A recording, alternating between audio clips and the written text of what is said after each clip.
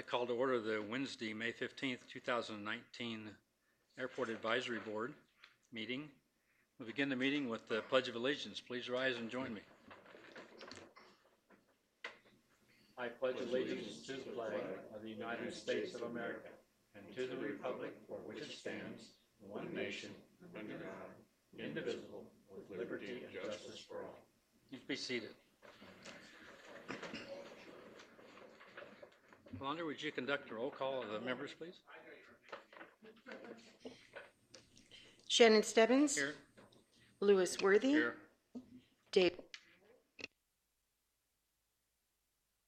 Here. Brian Schultz. Mark Zeff. Shannon Hicks Hankins. Here. Ed Weber. Here. Raleigh Ballas. Jim Dolan. Here. Damon Anderson. Here. You have a quorum. First order of business is a call to public. There is no meeting. I'm going to read the following paragraph. We will now have an open call to the public for citizens wishing to address the board on issues within the jurisdiction of the board. Their comments must be limited to 5 minutes or less. If you wish to address an item already on today's agenda, you should wait until the item is announced for a public hearing. At the conclusion of the open call to the public, individual members of the board may respond to criticisms made by those who address the board. You may ask staff to review a matter or may ask that a matter be placed in future agenda. However, board members cannot discuss, take legal action on matters not already on the agenda. With that said, if anyone like to address the board on an item not on the agenda, Mr. Stokely.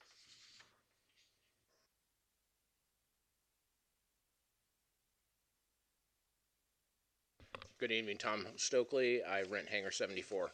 The RFP just came out. We haven't had time to really find it, but I understand that there's an area in there concerning the 6 hangars, of which I occupy one of, that there's a concerning. Are your comments concerning the RFP? Yes, is that on there? I glanced. Okay, I apologize.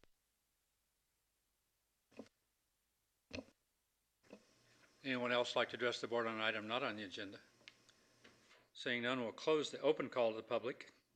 The next item is approval of last month's April 17th, 2019 meeting minutes. Do we have any additions or corrections?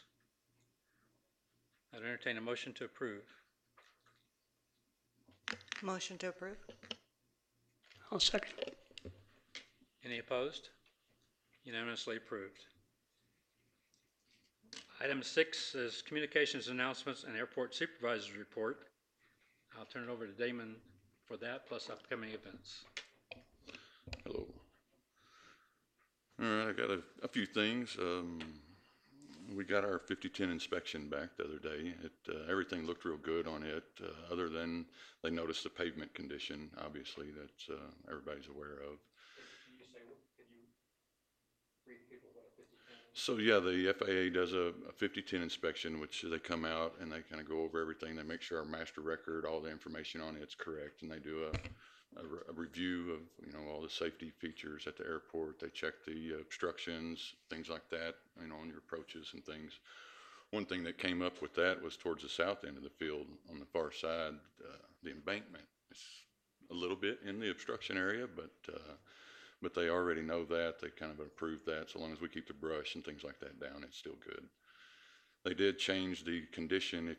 When you look on an AFD or so, you see the condition of the pavement, and it's normally, for the last bit, it's always been good, but they did downgrade it to fair after this inspection.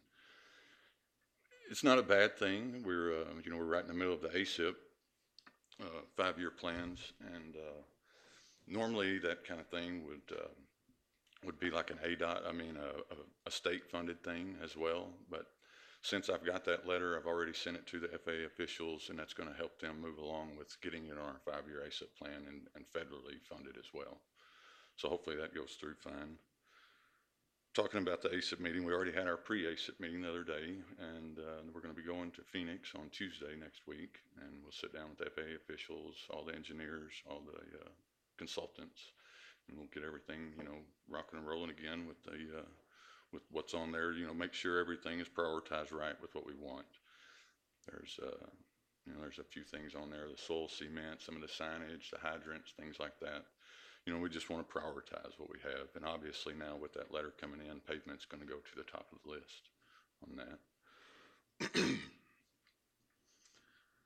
We've continued on with hangar inspections. We've got, I think, all but one of the city hangars inspected as of right now. We're working on some of the private hangars. Paul has done an excellent job drafting some letters and processes for next year's. We're going to start handing those out, mailing them out. And it'll give everybody an idea of what we're looking for, when we're going to do it, and it'll be a yearly thing, hopefully in April to, April or May.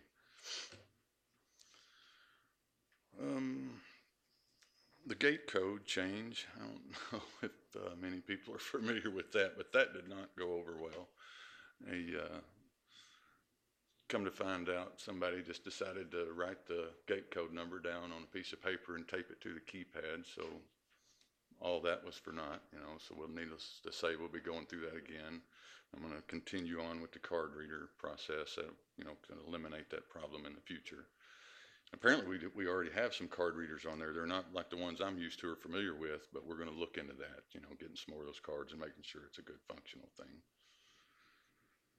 And then lastly, we had a good thing yesterday. I'm not sure if people know about the accident out on 95 out there by the airport, but we had a truck had run off and hit a power line pole, knocked our electricity out, but we got to see that our generators worked real good. So that was kind of a good run for them, and everything went, just fine. And then the only last thing I've got is just RFP, but it's on the agenda, and we'll talk about that in a minute. I'd be glad to entertain any questions anybody has. Anybody have any questions, comments? Could you speak just a little bit about what the ACIP is in that process of how we talk to the things that have to be on the ACIP before we get a grant for them? Right, yeah, they've got a lengthy process. So the ACIP is the Airport Capital Improvement Plan. And, they've just got lots of deadlines that we have to meet. We have to get the design work in, all the different proposals. Like I say, part of that process is kind of like we're dealing with the design of taxiway offer right now. We get a proposal and a cost estimate from a construction, engineering firm. Then we go out and get another consulting firm to give us an independent fee estimate, and then we use that, negotiate. And a lot of this is the same thing where we just go through and we sit down with the officials and they prioritize the different projects that we have. And safety always trumps everything most of the time and gets moved to the top of the list. But that's kind of the gist of it. So for the grant process, the first step is for the FAA to approve it on the ACIP list. Correct. And then they give us permission to expend X amount of funds to hire a consultant to do the initial. And then it's just a step process after that. It takes about 24 months minimum. Is that about right? Right. We do it every year at that. And it's pretty much just like you say, a step-by-step process. You just have to be sure and have all your documentation submitted by certain dates. Like, same with the taxiway alpha. When we get through these negotiations, we will then proceed for them to go ahead and start the design. And the deadline for the design is we have to be sure and have that in by April of next year. And once that all gets approved through the grant process, then we can move on to the construction phase of it. So for the benefits of the board member, a lot of Damon's time and staff time is spent on, while the FAA grants us usually 95%, I think. And 90, then, yeah. Is it 90? The federal 5% 90 from and then ADOT. Right. Mm-hmm. But in order to obtain that, it takes an awful lot of expertise and time and energy to get that done. So yeah, it's a very lengthy taking care process. of the airport. Yeah, you bet. And we're still on track pretty good right now with all of it. Anything else? Okay, the next item is a public hearing, and it's discussion, possible action regarding revised city code section 1108-350 for parking restrictions. I'll introduce this and then we'll open it up for a public hearing after we start talking about it a little bit. The purpose of this is not to revise the code. This board discussed all the parking restrictions about 18 months ago or 15 months ago was brought to us by the previous airport supervisor, and the board unanimously agreed with all the parking regulations as written. So the purpose of this is really to put the word out, once again, in a public forum, so that all the people at the airport associated with it understand what the rules are, because some of this stuff is going to come up during the inspection process on many of the hangars. So the basic parking restriction is, and I'll read this, it's right out of the city code. No person shall park or leave any vehicle idling, whether occupied or not, except within a designated parking area. Aircraft owners and operators can only park their operable vehicle in the aircraft storage and parking space designated for their aircraft. All vehicles parked must display a valid current airport parking decal, which is something we need to work on. Vehicles shall not be utilized as movable advertising banners and parked on any public airport operating area. It goes on to talk about the FBOs and how they should park. There's two other Lake Havasu City ordinance that, actually one other that's really, that we have a problem with at the airport, and that is 1108-340, motorhomes, boats, and recreational vehicles. It says, motorhomes, boats, and recreational vehicles shall not be stored anywhere on the airport unless in accordance with a city-approved lease or with the consent of the airport manager. During our discussion 15 months ago, the board unanimously advised the staff, which they can do as they like, that the board did not see a reason to have any motorhome, boat, or recreational vehicle stored in a city-owned hangar, but that we would leave it up to the airport supervisor to make a case-by-case call for any of the privately owned hangars, and that we ask that it be done in writing and on record, so it would be open for anybody's inspection and tracked. So with that as an introduction, I'll open it up to a public hearing. If we have any comments from anybody in the audience, please stand up. Mr. Stokely.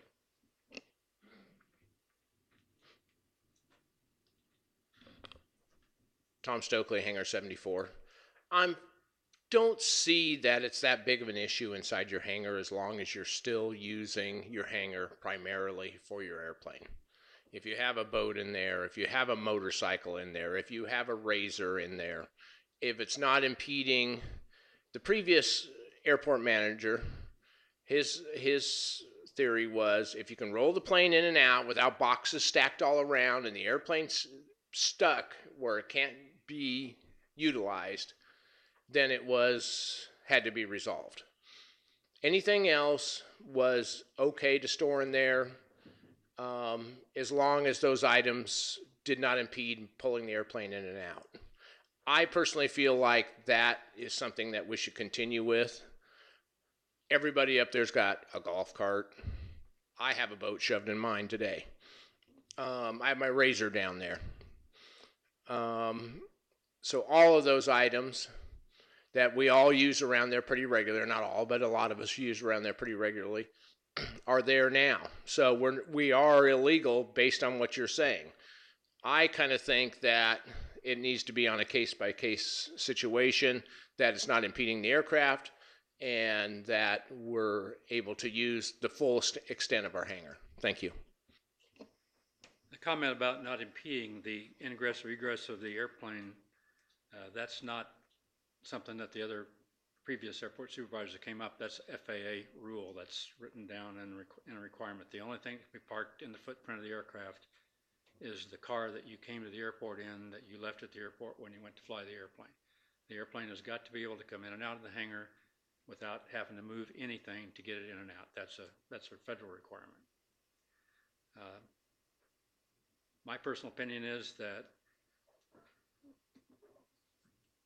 the reason that the hangars at the airport are less than storage commercially is because when you buy an airline ticket, that's federal tax that's involved in your airline ticket goes into the Aviation Trust Fund, and that's what the FAA expends to keep the prices down at airports. It's not our tax money, it's Aviation Trust Fund money. So the purpose of that Aviation Trust Fund money is for aviation. It's not to provide a place to store your razor, your boat, or your RV. The next thing is that 5190.6 Bravo, which is an FAA rule, requires that the airport sponsor have these types of local ordinances out there. This is not an option for the city. The city is required to have them. So while I don't necessarily disagree with your comments, I don't think that, I think we already have the case-by-case basis covered, the consent of the airport manager within the present ordinance. However, it can't be carte blanche because that would be in violation of grant assurances and impact the overall capability of the airport to obtain federal dollars. Mr. Anderson, what are your feelings about that? I agree with both of you, to be honest. I mean, I would like to do it on a case-by-case basis for sure. I mean, one thing is these hangars are all different sizes, and no doubt you've got some of these hangars are much larger, and people do want to utilize, you know, that extra space to store things. And you're absolutely correct about that. It is an FAA rule, the aeronautical use and moving that airplane in and out without impeding anything else. And I just think I agree that it should just be on a case-by-case basis. I mean, it's the people that don't have any aircraft at all that have taken over some of these hangars, you know, just to remodel their old vehicles and things like that, and they have no pilot's license. Those are definitely the ones that we are going to be looking at in the inspections and sending letters out on those, which I've found a couple of those already. And but I would be a little bit lenient, you know, if people are keeping some of those other things inside their hangars, so long as it's all very organized, very good housekeeping, there's no fire dangers, things like that. And like you say, it's kind of a case-by-case basis, and I'd like to follow that rule and do it that way and have it in writing as well, and you know, just try to make it useful for everyone and the benefit, and definitely don't, you know, jeopardize any of our funding. That's the overall big picture, is that we don't want to lose that, you know. It's interesting that I sometimes talk about 5190.6 Bravo, and it's not something that you can just go and pick up and read. It's about this thick, literally, and they talk in generalities. They talk in federal ease, and the FAA won't, I can't, or you can't, Damon can't, we can't call the FAA tomorrow and say, what do you think about this? They refer us back to, they won't give you a yes or no answer, I guess is the way to put it. They'll say, well, you have to take into consider this grant assurance and that grant assurance. And yeah, they don't want to manage your airport. no, they won't manage your airport. Exactly. They will not. I do appreciate what you have said. The problem we have is we have a minority of hangars that there's one privately owned hangar, for example, that the gentleman's baron is tied down outside, and he's got 3 boats in the hangar. That's just not going to fly. That doesn't make it. So the purpose of this is for public comments, and I'll reiterate that the board's position last time was that we leave it up to the airport manager, and that we do it in writing so that there's a record to protect you, Tom, if he gives you permission to have a boat in your hangar, so that you have it and say, here it is, it's fine. I'd certainly like to hear from any of the board members if you think that we should have a different position than what we have had in the past. I spent a lot of time at Chandler Municipal with my buddy Era. He's got a hangar there. And I know it's a towered airport and whatnot, but even he'll say the vibe that we have at our airport with the people, they're first class. And it's a little bit shut down because of some of the restrictions, which you have to have. No hangar doors are open. You land your plane, you leave. There's no community out there. And I feel we have a community out at the airport. And I would just like to, I know it's going to be a slippery slope if we just go by the book. Like what you're saying, case by case basis, yeah, you can't have 4 motorhomes. But also what you're saying, you have to have an aircraft that's usable. That's just what I think.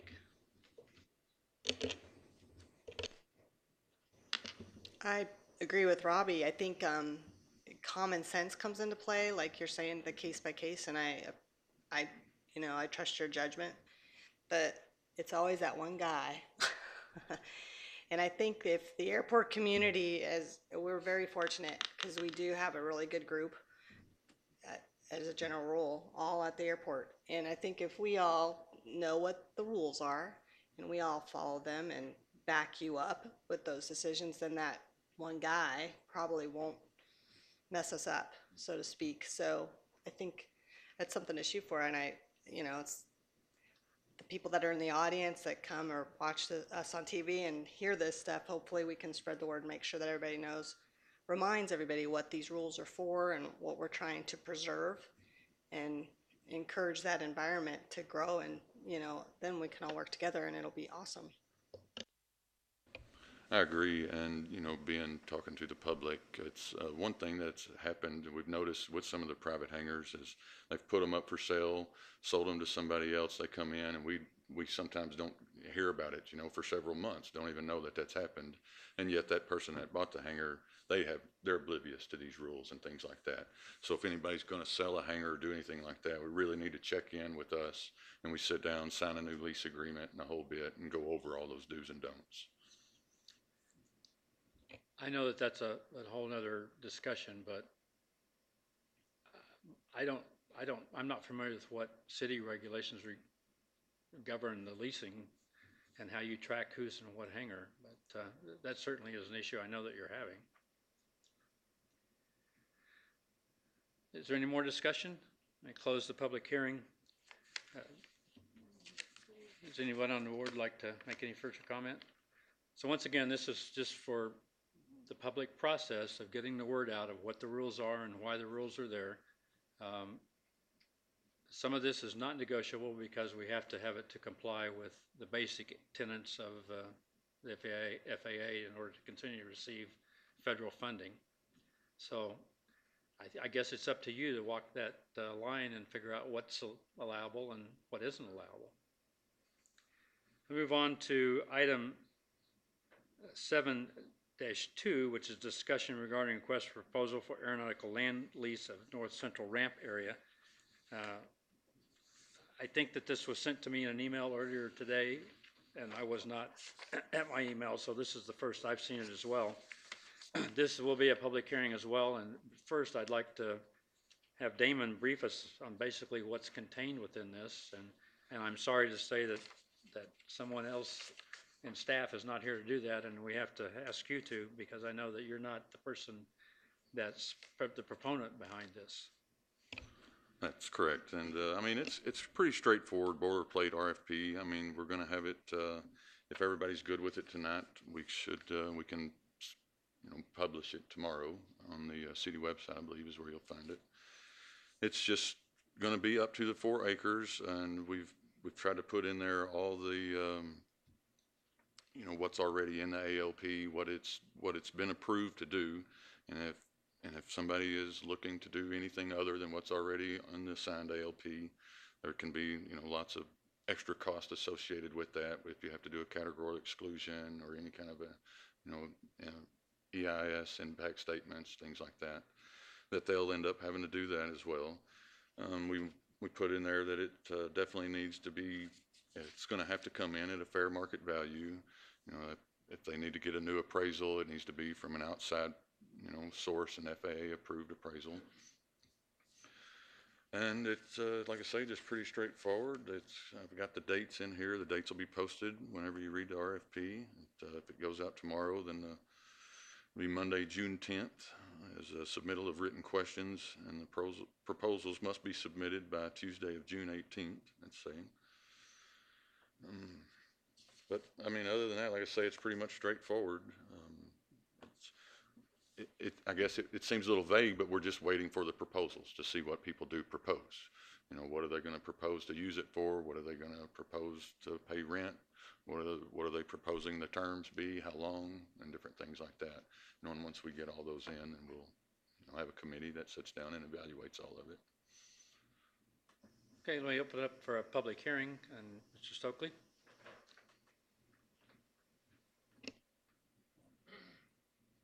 Tom Stokely, Hangar 74. I especially want to bring up page 5 of 16. Paragraph 4. Expectations. The existing city hangars will either have to be maintained as is, with access to the existing public or new taxiway areas or appropriate mitigation with regards to relocating, reconstructing these assets. Mitigation and addressing these existing hangars and revenues provided are a critical part of the evaluation proposal. Mitigation, let's see, this is the definition of Google. The action of reducing severity, seriousness, or painfulness of something.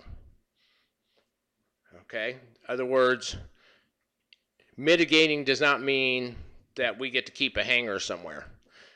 Mitigating means that if something comes up, we're going to try to reduce the pain somehow, but you may be parking your airplane outside.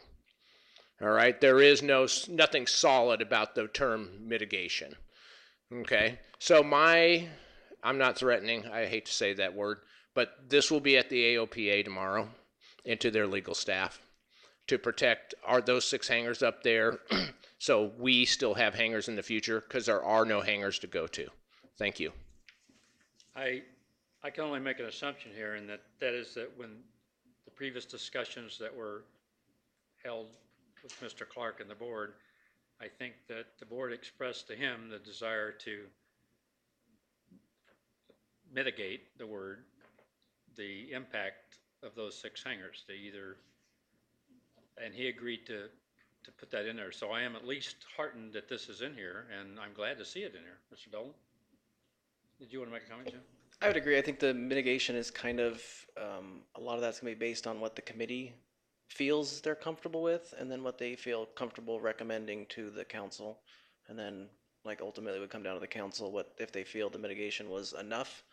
But I definitely hear what you're saying, and I believe it's very important to make sure that is covered. So I guess we just have to see which proposals, what comes in, and how the committee recommends it to that point before I can really get into it. But I think it was, I think I speak for all the board members, and that every board member here wanted to do everything possible to guarantee that you'd have a place to park your aircraft in a hangar, even if it was somewhere else on the airfield, if those hangars got moved or whatever. I think that, if I recall, Mr. Clark made the comment that it wouldn't matter where the hangar was located on the airport as long as you had a hangar to put your airplane. And I think that there was a sense of agreement from the people affected that was the case. So I've just skimmed read this as well, and I'm not familiar with it yet. So I was glad to see that was in there. There's a couple of other things that I was glad to see in there, and that is that it's going to, before any proposal accepted, I certainly hope that the airport sponsor will require an FAA-approved appraisal. I am familiar with what the appraisal that was just done at Kingman Airport is, and I know what those figures are. So if we're entertaining anything much less than that, I think there will be some issues. And I think I don't even think I want to go on record right now saying what those numbers are, but Yeah, in all reality, we can't, go lower than what the fair market value is. That's what the FAA will set as the baseline. so it says in here that from there, the lease rate must be at fair market value. And I can tell you fair market value is not 7 cents a square foot. I'll go on record as saying that. So from that standpoint, I haven't seen anything here that I didn't think was okay. Until they get proposals, we won't know anything, as you're well aware. And certainly there's 6 people with aircraft and hangars up there that have been up there for a long time, and city hangars, and those hangars have generated $419 a month apiece for revenue. So that's got to be accounted for in any proposal that happens, that revenue, if we were to do away with those hangars as a part of a proposal, then we have to figure out how the city is going to recoup that revenue as well. So I think until we get proposals, the best of all worlds would be to have several different people decide they want to go up there and build executive hangars to put their airplanes in, and we have a more expansion of the airport community that you just talked about, rather than a commercial entity who wants to close it off to everybody else in the airport. But that's not for me to say. That's a personal opinion. Any other comments? On page 15, item C, I noticed that the proposer One of the evaluation things will be the ability of him to complete the development in a timely manner. But I didn't see anything in the proposal that will make him start the project in a timely manner. I've seen over the years a number of contractors that were given a project and there was no starting date requirement or any penalty if they didn't start it within a certain period of time. And I don't see anything here, and I'm wondering if there's any protection for us there. That's a very good point, and we'll definitely, if they don't revise it here, we'll definitely make sure that the committee evaluating it will address that for sure, because I totally agree. It's got to be in there, some kind of a timeline. That would probably be part of any proposal that was accepted would have I'm hoping there would be language in there that says you have a start time and a completion time that you'd have to meet.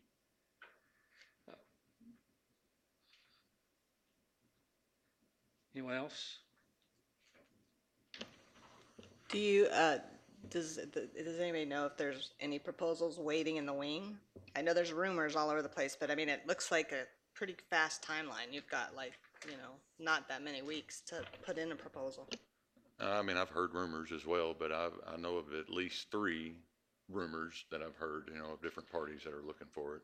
As well, I've had several, private individuals looking to build hangars like you were talking about that are also interested in trying to do something in there with it. I think, Mrs. Rudolph, would you like to address the board? Pam Rudolph in Hangar 76. Just to get back to that paragraph 4, back in February when we had a draft of what this proposal was going to be, I just want to say that I was a lot more comfortable with the wording where they were going to address the existing revenues and the tenants. They said that it would include perhaps relocating hangars and the existing tenants.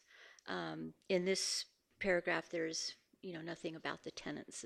I just was more comfortable with it previous. Thank you. I agree that I can understand and see what you're saying with that. That's something I didn't recognize.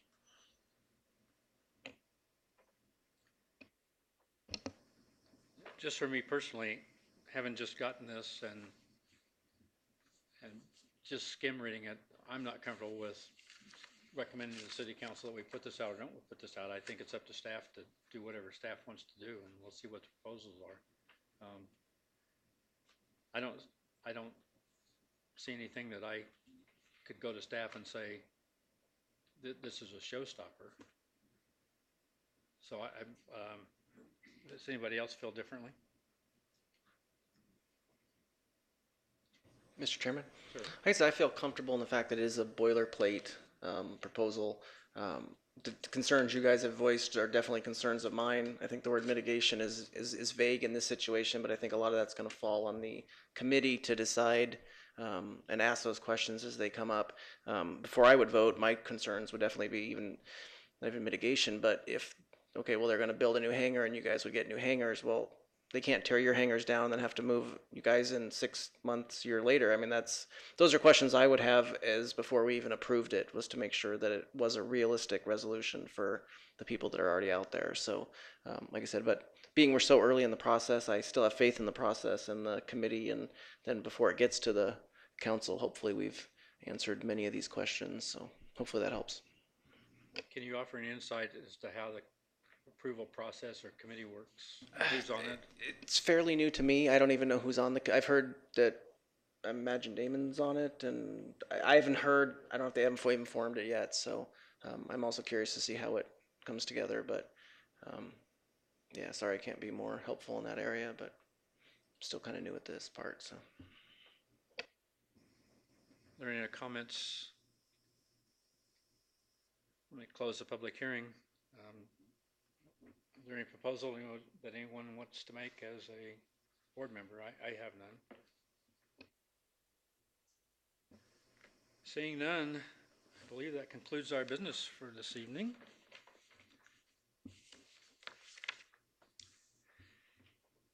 Does anyone have any items for future discussion? next month's agenda items. If not, you can always email them to me or Alondra, and we will get them put on the agenda. The next meeting is Wednesday, June 19th, 2019. If there's no other business, I would entertain a motion to adjourn.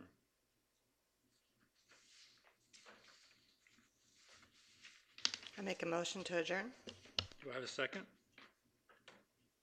I second. Without objection, this meeting is adjourned. Thank you.